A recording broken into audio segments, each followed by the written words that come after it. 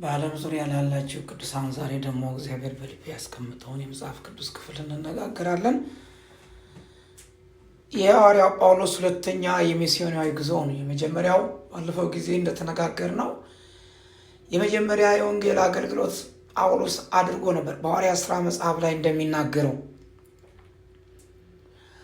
የሁለተኛው የሚስዮናዊ ጉዞ በጥንታዊ የክርስቲያን ቤተክርስቲያን ውስጥ ትልቅ ክስተት እና በተለይ ደግሞ ወደ አውሮፓ ወንጌል እንዲስፋፋ የሆነበት ምክንያት ነው። ሐዋርያ ጳውሎስ እንግዲህ የወንጌል አገልግሎትን በእግዚአብሔር መንፈስ ኃይል እየተመራ ይህንን አገልግሎት ሲያካሂድ በተለየ መልኩ የእግዚአብሔር አመራር በዚህ በሁለተኛው የወንጌል አገልግሎት ውስጥ መለኮታዊ የሆነ የእግዚአብሔር ጣልቃ ገብነትና አመራር በዚያ ደምቆ እናገኘዋለን።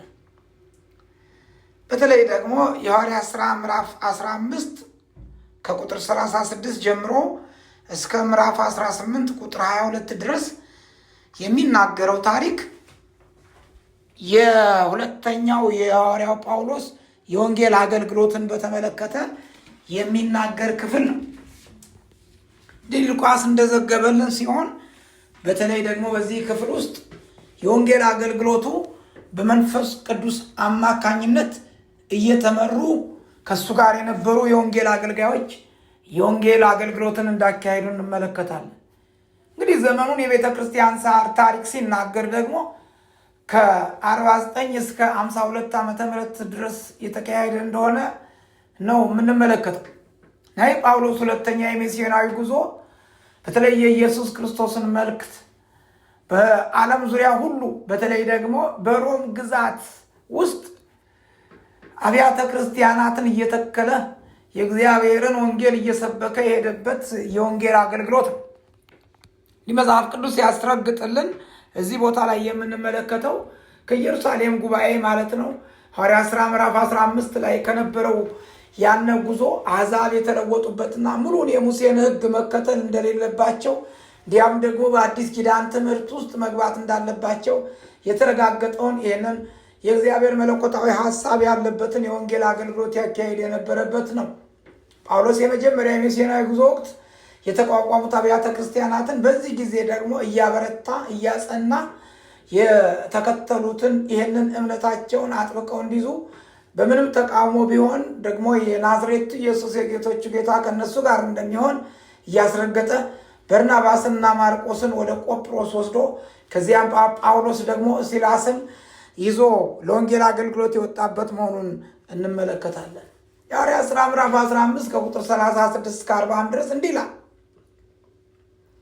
ከጥቂት ቀንም በኋላ ጳውሎስ በርናባስን ተመልሰን የጌታን ቃል በተናገርንበት በየከተማ ሁሉ ወንድሞችን እንጎብኛቸው፣ እንዴትም እንዳሉ እንወቅ አለው። በርናባስም ማርቆስ የተባለውን ዮሐንስን ደግሞ ከእነርሱ ጋር ይወስድ ዘንድ አሰበ። ጳውሎስ ግን ይህንን ከእነርሱ ጋር ሊወስድ አልፈቀደም፣ ከእነርሱ ዘንድ ከጵንፍልያ ተለይቶ ነበርና ወደ ስሮ ከእነርሱም ጋር አልመጣም ነበር። ስለዚህ ደግሞ እርስ በርሳቸው እስኪለያዩ ድረስ መከፋፋት ሆነ። በርናባስም ማርቆስን ይዞ በመርከብ ወደ ቆጵሮስ ሄደ። ጳውሎስ ግን ሲላስን መረጠ። ወንድሞችም ለእግዚአብሔር ጸጋ አደራ ከሰቀጡት በኋላ ወጣ። አብያተ ክርስቲያናትንም እያጸና በሶሪያና በኪልቅያ ይዞር ነበር እያለ ይናገራል። እነዚህ በጣም ደግሞ በዚህ ክፍል ውስጥ ደግሞ የተለዩ ክስተቶች ሆነዋል። በተለይ በዚህ የወንጌል አገልግሎት ውስጥ ከሌላው የተለየ የወንጌል አገልግሎት መሆኑን የምንመለከተው አንደኛው የወንጌል አገልግሎት ከሌላኛው የወንጌል አገልግሎት የተለየ ነው። በእነዚህ ሶስት የሚስዮናዊ ጉዞዎች የተለያየ አይነት ቦታ የተለያየ አይነት የጂኦግራፊ ክልል ውስጥ የእግዚአብሔርን ቃል እንደሰበኩ ነው የሚናገር። ጳውሎስ የሁለተኛው የሚስዮናዊ ጉዞ በሶሪያና በኪልቅያ የተካሄደ ሲሆን ጳውሎስና በተለይ ሲላስን ጉዞዋቸው የጀመሩት በሶሪያና በኪልቅያ በመጓዝ አብያተ ክርስቲያናትን በማጠናከር ነው። ሐዋርያት ሥራ ምዕራፍ 15 ቁጥር 41 ላይ እንዲህ ብሎ ይናገራል። አብያተ ክርስቲያናትንም እያጸና በሶሪያና በኪልቅያ ይዞር ነበር እያለ ይናገራል። አንደኛው እንግዲህ የጳውሎስ የሁለተኛው የሚስዮናዊ ጉዞ በሶሪያና በኪልቅያ ነው። ሁለተኛው የሚስዮናዊ ጉዞ ደግሞ በደርቤንና በልስጥራን የተካሄደ ነው። በልስጥራን ጳውሎስ አካባቢ በአማኞች ዘንድ ጥሩ ግምት የሚሰጠውን ወጣቱን ደቀ መዝሙር ያን ጢሞቴዎስን ያገኘበት እንዲያውም ደግሞ ያንን ካገኘ በኋላ በአይሁድ ስርዓት የገረዘው መሆኑን ለወንጌል አገልግሎት የሚመቸውን መንገድ እንደመረጠ ከዚያም ደግሞ ሐዋርያት ሥራ ምዕራፍ 16 ከቁጥር 1 እስከ 3 ድረስ እንዲላል ወደ ደርቤንና ወደ ልስጥራን ደረሰ። እነሆም በዚያ የአንዲት ያመነች አይሁዳዊት ልጅ ጢሞቴዎስ የሚባል አንድ ደቀ መዝሙር ነበረ። አባቱ ግን የግሪክ ሰው ነበረ። ለእርሱም በልስጥራና በኢቆንዮን ያሉ ወንድሞች መሰከሩለት። ጳውሎስም ይህ ከእርሱ ጋር ይወጣ ዘንድ ወደደ። በእነዚህም ስፍራዎች ስለነበሩ አይሁድ ይዞ ገረዘው። አባቱ የግሪክ ሰው እንደሆነ ሁሉም ያውቁ ነበርና፣ ስለዚህ ለወንጌል አገልግሎት እንቅፋት እንዳይሆን ይህንን መንገድ እንደተከተለና ጢሞቴዎስን እንደገረዘው እንመለከታለን። ሶስተኛው የጳውሎስ የሁለተኛው የሚስዮናዊ ጉዞ በፍርግያና በገላትያ የተካሄደ ነው። መንፈስ ቅዱስ ጳውሎስን ባልደረቦቹንም በእስያና በቢታንያ እንዳይሰብኩ በመለኮታዊ ምሪት የመራቸው እንደሆነ በምትኩም ደግሞ በፍርግያና በገላትያ አውራጃዎች እንዲጓዙ የፈቀደበት ሐዋርያት ሥራ ምዕራፍ 16 ከቁጥር 6 እስከ 7 ድረስ እንዲላል። በዚያም ቃሉን እንዳይናገሩ መንፈስ ቅዱስ ስለከለከላቸው በፍርግያና በገላትያ ሀገር አለፉ። በሚስያም አንጻር በደረሱ ጊዜ ወደ ቢታንያ ሄዱ ዘንድ ሞከሩ፣ የኢየሱስን መንፈስ አልፈቀደላቸውም ይላል። ይሄ መለኮታዊ የሆነ የወንጌል አመራር ነው። ይሄ በመንፈስ ቅዱስ አማካኝነት የተካሄደ ለወንጌል አገልግሎት መንፈስ ቅዱስ ምሪት የሚሰጥ መሆኑን የተረጋገጠበት የወንጌል ክፍል ነው። ሌላው አራተኛው የጳውሎስ ሁለተኛው የሚስዮናዊ ጉዞ በጢሮአስ የተካሄደ ነው። እንግዲህ በጢሮአስ ደግሞ ጳውሎስ በመቄዶንያ የመጣ አንድ ሰው እርዳታ እየለመደ ወደ አውሮፓ እንዲጓዝ እንዳነሳሳው ያንን ራእይ ተመልክቷል። እግዚአብሔር ቃል ሲናገር ሐዋርያት ሥራ ምዕራፍ 16 ከቁጥር 9 እስከ 10 ድረስ ራእይም ለጳውሎስ በሌሊት ታየው። አንድ የመቄዶንያ ሰው ወደ መቄዶንያ ተሻገርና እርዳን እያለ ቆሞ ሲለምነው ነበር። ራእዩን ካየ በኋላ ወዲያውኑ ወደ መቄዶንያ ልንወጣ ፈለግን፣ ወንጌልም እንሰብክላቸው ዘንድ እግዚአብሔር እንደጠራን መስሎናልና እያለ የራእዩን ትርጉም ከተረዳ በኋላ በራእዩ ትርጉም አማካኝነት እንደሄደ ወደ ፊልጵስዩስ እንደተጓዘ ወንጌል ይዞ የእግዚአብሔር ቃል አስረግጦ ይነግረናል። አምስተኛ የጳውሎስ ሁለተኛ የሚስዮናዊ ጉዞ በፊልጵስዩስ የተካሄደ ነው። ፊልጵስዩስ ደግሞ በመቄዶንያ ዋና ከተማ የነበረች በሮም ግዛት ውስጥ ያለች ብዙ የሮማውያን ወታደሮች ጡረታ ወጥተው የሚቀመጡባት የጡረተኞች አገር የነበረች፣ እንደገናም ደግሞ ሐር ሻጭ የሆነችው ሊዲያ በዚያ የቤተ መንግስት ልብስ የሆነውን ሐር እየሸጠች ትርፍ ታመጣበት የነበረ ያነ ከተማ ነው። ጳውሎስና ሲላስ እንግዲህ ከዚች ሴት ጋር ግንኙነት እንዴት እንዳደረጉ የእግዚአብሔር ቃል ሲናገር ሐዋርያት ሥራ ምዕራፍ 16 ላይ ብዙ አስረግጦ የሚነግረን ነገር እንመለከታለን። ስለዚህ ደግሞ ሊዲያን ደግሞ ወንጌል ከተሰበከላት በኋላ የእግዚአብሔርን ቃል እንደተቀበለች ከዚያም ደግሞ ለብዙዎች የመዳን ምክንያት እንደሆነች ወንጌል በዚያ ደግሞ እንደተሰበከ እንመለከታለን። በዚያ የቤተ ክርስቲያን ታሪክ ሲያስረዳ የምኩራብ በዘመኑ ይቀመጥ የነበረው ወይንም ደግሞ ምኩራብ አይሁዳውያኖች የሚሰሩት ከባህር ዳር እንደሆነ ነው። የሚያምኑትም ደግሞ ከባህር ዳር የሚሆንበት ምክንያት ጸሎታቸው ካለመከልከል ወደ አምላካቸው ወደ ሰራዊት ጌታ ወደ እግዚአብሔር እንደሚገባ ስለሚያስቡ ነው። እንግዲህ ይህን አምስተኛ እንግዲህ በዚህ ውስጥ ስንመለከት የእግዚአብሔር ቃል ተአምራት የሆነበት ነው። በተለይ በሐዋርያት ሥራ ምዕራፍ 16 ከቁጥር 11 እስከ 34 ድረስ የሚናገረው ክፍል የተለየ ክፍል ነው። የጳውሎስ ሁለተኛ ጉዞ እንግዲህ በዚያ የሆነው ነገር ምዕራፍ 16 ላይ አስደናቂ ነገር ሆነ። ከዚህ በኋላ የሁለተኛው ጉዞ ደግሞ የተካሄደው በተሰሎንቄ ነው። ጳውሎስ በምኩራብ ውስጥ ለ3 ሰንበት ሰብኮ አንዳንድ አይሁዳውያን ብዙ እግዚአብሔርን የሚፈሩ ግሪኮች እንዳመኑ ከዚያም ደግሞ ተቃውሞ እንደተነሳ በዚያ እንመለከታለን። የሐዋርያት ሥራ ምዕራፍ 17 ከቁጥር 1 እስከ 9 ድረስ እንዲህ ይላል። በአንፊልጶልና በአጶሎንያን ካለፉ በኋላ ወደ ተሰሎንቄ መጡ። በዚያም የአይሁድ ምኩራብ ነበረ። ጳውሎስ እንደ ልማዱ ወደ እነርሱ ገባ። 3 ሰንበት ያህል ከእነርሱ ጋር ከመጽሐፍ እየጠቀሰ ይናገር ነበር። ሲተረጉምም ክርስቶስ መከራ እንዲቀበልና ከሙታን እንዲነሳ ይገባ ዘንድ እያስረዳ ይህ እኔ የምሰብክላችሁ ኢየሱስ እርሱ ክርስቶስ ነው ይል ነበር። ከእነርሱም አንዳንዶች ተረድተው ከሚያመልከው ከግሪክ ሰዎች ብዙ ከነበሩት ሴቶች ጥቂቶች አይደሉ ከጳውሎስና ከሲላስ ጋር ተባበሩ። አይሁድ ግን ቀንተው ከሥራ ፈቶችና ክፉ ሰዎችን አመጡ። ሕዝቡንም ሰብስበው ከተማን አወኩ። ወደ ሕዝብም ያወጧቸው ዘንድ ፈልገው ወደ ኢያሶን ቤት ቀረቡ። ባላገኟቸውም ጊዜ ኢያሶንና ከወንድሞቹ እያንዳንዳቸውን ወደ ከተማው አለቆች ጎተቷቸው። ዓለምንም ያውኩ ዘንድ እነዚህ ወደዚያ ደግሞ መጥተዋል። ኢያሶንን ተቀበሏቸው። እነዚህም ደግሞ ሁሉ ኢየሱስ የሚሉት ሌላ ንጉሥ አለ እያሉ የቄሳርን ትእዛዝ ይቃወማሉ ብለው ጮኹ። ሕዝቡና የከተማው አለቆች ይህን ነገር በሰሙ ጊዜ ታወኩ። ከኢያሶንና ከሌሎቹ ዋስ ተቀብለው ለቀቋቸው እያለ ይናገራል። ውከት በዚያ ተፈጥሯል ወንጌል በመሰበኩ ምክንያት። ነገር ግን እነ ጳውሎስ ወንጌል መስበካቸውን አላቆሙ። ሰባተኛው የጳውሎስ ሁለተኛ የሚስዮናዊ ጉዞ በቤሪያ የተካሄደ ነው። ቤሪያ ደግሞ የእግዚአብሔር ቃል ሲናገር የቤሪያ ሰዎች መልእክቱን በጉጉት የተቀበሉ፣ በየቀኑም ቅዱሳን መጽሐፍትን የሚመረምሩ፣ ብዙዎች ያመኑ፣ ነገር ግን ከተሰሎንቄ የመጡት ተቃውሞና ጳውሎስን መከተላቸውን ያቆሙ እንደሆኑ የእግዚአብሔር ቃል ይነገራል። ሐዋርያት ሥራ ምዕራፍ 17 ከቁጥር 10 እስከ 15 ድረስ እንዲህ ብሎ ይናገራል።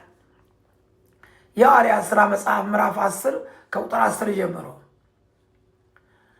ሐዋርያት ሥራ ምዕራፍ 17 ከቁጥር 10 እስከ 15 ድረስ እንዲህ ይላል።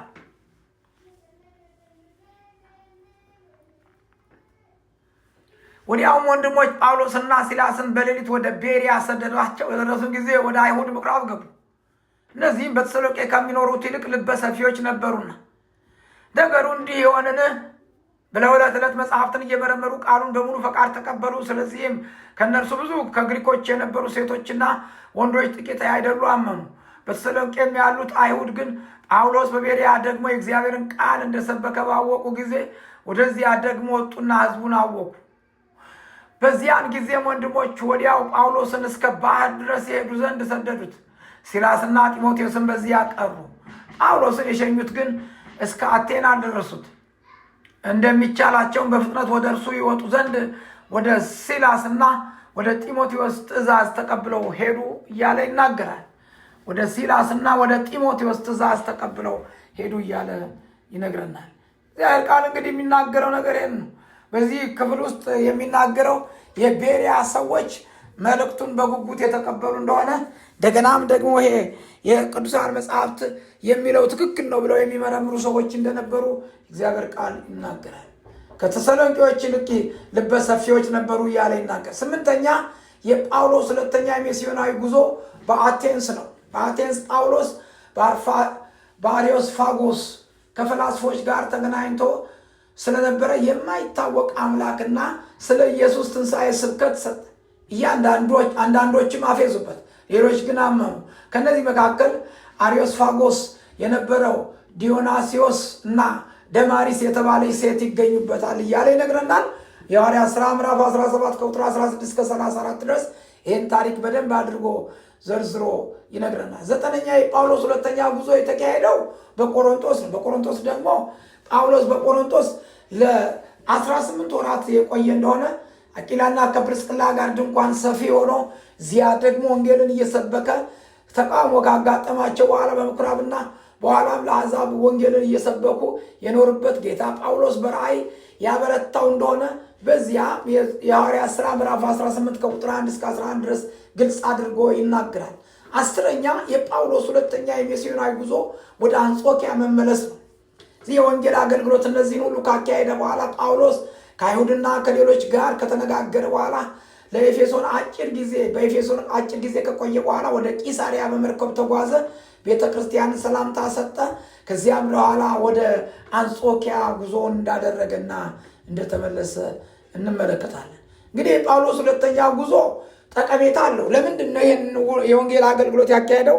ጠቅላላ ስንመለከት የወንጌል አገልግሎቱ የተካሄደበት አንደኛው የጳውሎስ ሁለተኛ የሚስዮናዊ ጉዞ ክርስትና ከትንሿ እስያ ባሻገር ወደ አውሮፓ እንዲስፋፋ ወሳኝ የወንጌል አገልግሎት አድርጓል። ሁለተኛ የጳውሎስ የሁለተኛ ሚስዮናዊ ጉዞ በፊልጵስዩስ፣ በተሰሎንቄና በቆሮንቶስ ቁልፍ አብያተ ክርስቲያናትን እንዲቋቋሙ እና ሌሎች ደግሞ ለወንጌል አገልግሎት ጆሮአቸው እንዲከፍቱ ለጥንቷ ቤተ ክርስቲያን ተደማጭነት እንዲኖራት የወንጌል አገልግሎት ተካሂዷል።